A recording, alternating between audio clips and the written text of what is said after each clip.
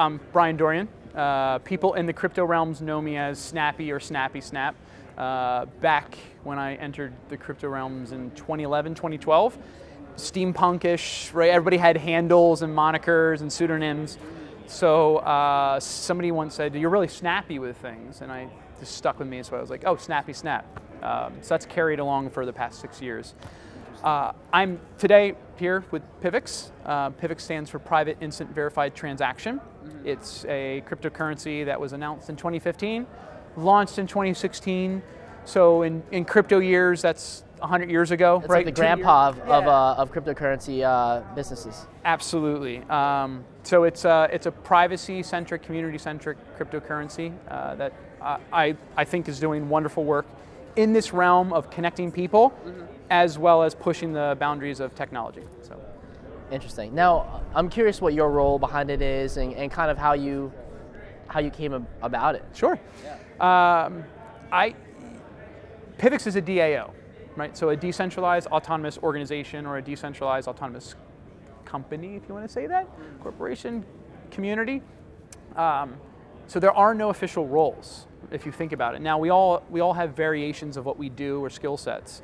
I could probably be seen as the unofficial face of PIVX, to a brand ambassador, to business development. That's probably the hats that I most wear. I've been doing YouTube videos, weekly updates for PIVX for the past year. I think there's about 120 of those that are out. Wow, it's not that much. Yeah, so there's a lot of content that's come out, keeping the community updated about what's going on internally in PIVX and then out to the world. And then as well as doing a lot of networking, doing alliances and forming strategic partnerships with individuals and companies. So that's amazing. I feel like you're like in a vantage point to have a lot of conversations with a lot of interesting people in the space. I mean, well, what are some things that you've been picking up recently that intrigue you when you have conversations while you're networking and you're kind of doing your thing, so to speak, being snappy? Yeah, so one thing that I'm finding so fascinating is seeing the waves.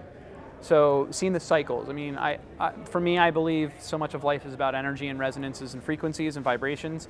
Having seen cycles and patterns of humans within this realm, it's no different than anything else. Like the tech boom, the .com eras, creating a wheel and then automobiles, whatever. You get to see human dynamics come out and play. So it's awesome, having been in for a while, to see, like, there's people coming up going, "I know nothing about blockchain, but I want to know." Yeah. Even a year and a half ago, that was rare for people to vocalize, "Oh, I'm curious about it," because it, for some reason, was scary. That tipping point in like the collective consciousness wasn't there yet. Absolutely. So, what do you think that brought this collective consciousness to this point now? Then I'm curious if you have thoughts on that. I'll say the term. I think it's velocity. So you have components of time. There's been enough time that's elapsed for people to understand it, communicate, build networks, right? So we're networking, we're communities, have conversations, let it crystallize, let it formulate a little bit, sure. Bingo. So I think there's been enough of that matrix is allowing for the next wave of folks to really come in and begin to ask questions. And that's also part of your responsibility, my responsibility, of people. You can almost think of us as Sherpas, right? Whether you've been in for 2 months or 2 years, there's varying degrees that you have a responsibility, if you so choose, to have conversations with other people. The thing that I really appreciate is folks that can have transparent conversations. Absolutely. So you see the snake oil salesmen, you see the people pump and dump scams, and et cetera. Yeah. Find the folks that you resonate with and build relationships there, so that you can have the heart-to-heart and say, like, yeah, I don't know much about the code, but I can talk to you about all the marketing components. Or I know a ton about the code, but I don't really know about opening up. That's going to allow this industry and I think the human network to mesh and embrace the technology more. Well, that's the thing, right, Bryan? So, like, in this space, there's so many new people. The velocity of people coming in is so great now, right? And you have all these services being sprung up. It's not just companies looking for, basically get crowdfunded. Now it's like marketing companies. Now you have, AML, KYC companies. There's so many coming in the space. Like, it's just, how does one, from a perspective of like working with cryptocurrency companies, how do you differentiate the bad actors from the good, right? How can you really tell that this person has a true vision right? This founder of this coin has a true vision for what their platform is. They have a true purpose for utility of that coin. Yeah. And it's very genuine, you know? Like, do you have a hard time being able to pick that apart? I feel like when you get to sit down with someone, you get to really know, but you know, from face value, how can someone expect to really know that? Yeah, great question, because 2 years ago, you could probably get a handle on the projects. You could find the time to go through and vet. I mean, there weren't, I mean, there was a lot, but there weren't that many, and now it's exponentially exploding. So it is becoming much more difficult and challenging for the individual user coming in that's blind to have any idea of where to go. So that being said, I think that also goes back to the responsibility of, now you're seeing those organizations put together, oh, here's benchmarks, here's standards, here's our own reports on these coins. But again, they all come with biases. So at the end of the day, I would say, you know, if you're interested, do your own research. I mean, this is about decentralization anyway. Absolutely. If you want to know about a project or you think it's good, start asking questions. Ask a ton of questions. Go on crypto Twitter even, and you know, see what's the tone, how do they engage with the community, how do they answer questions, is there support or not? All of these things that we as individuals can do to get an idea of the project. Now, I think the hard jump though is, at the end of the day, unless you're a technologist and know coding, it's really hard to figure out, like, is this solid or not? So beginning to use trusted, vetted sources of, yes, this is solid code base, et cetera, it's gonna become part of your vocabulary if you want to remain as an individual investor, right, into this whole ecosystem. You know, my recommendations are, see what the community's like, obviously.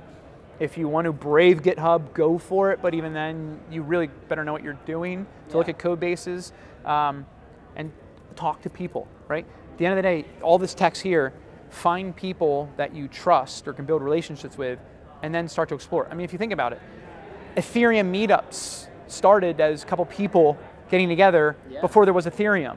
It was, hey, we're talking about this technology, and all of a sudden you've got these ideas that spark because of a similar shared interest and resonance. Same thing, talk to neighbors, find folks that you trust, and then have the human connection. It's very interesting because, you know, that's kind of like the landscape as we know it, you know, here and other places of, I guess, the developed like world where we're allowed to visit. But like what we're not seeing in person, at least for me personally, like I was just in the Philippines, I was just in Hong Kong, you know, we were just in Latin America, but most of the individuals that are in this space like aren't able to see truly the impact that this technology could have with the basically disintermediated people around the world. You know, so I guess like one of my questions for you, and this is a concern that we always face, is how do we communicate this in a way to people that live at this high standard of living, that there are people here that live here. You know, there are people in the world that live here, and you know, with this technology, they can be up here. To use the once quoted, often quoted, to whom much is given, much is required. Pick your strain of religion, right? You'll hear the same things. If you have gifts, there's a responsibility. So I think that what your statement for me that brings up is, it behooves those who have information to, one, not think that we know what's best with the information, and as well be good stewards of it. So and I think that really comes back at a human level of having conversations. Right? We don't want to repeat the same capitalistic mindset that nations have had of imposing what we think is best in another country. Because perhaps, yeah, elements of this technology can be very useful, but implemented in a way that we think is best might be devastating. Absolutely. So having those heart-to-heart conversations at a human level first, using blockchain, distributed ledger technology as a tool, that's where it comes first. It's the heart-to-heart connection as a human level, and seeing this thing as a tool, right? Maybe it's a nail, okay, then the blockchain's a hammer it in.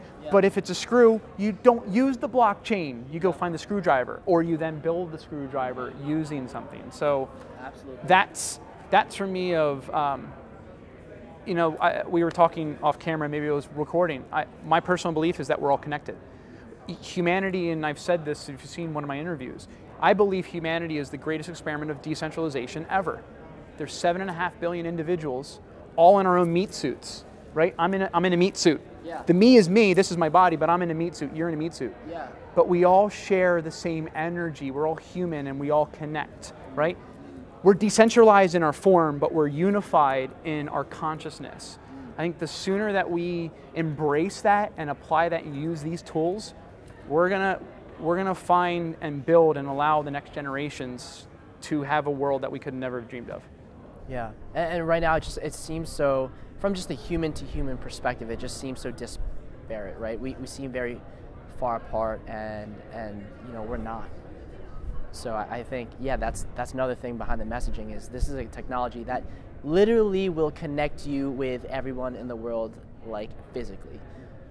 Emotionally and spiritually, that's a completely separate story. And that's up to us. That's up to us to say, do we mirror that as individuals? I'd like to. Yeah, I would too.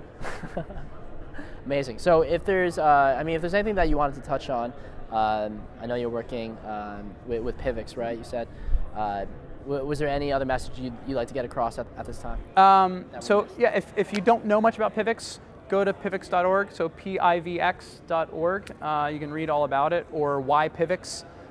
So that's a great little informational site as well. There's a lot of components that make PIVX what it is.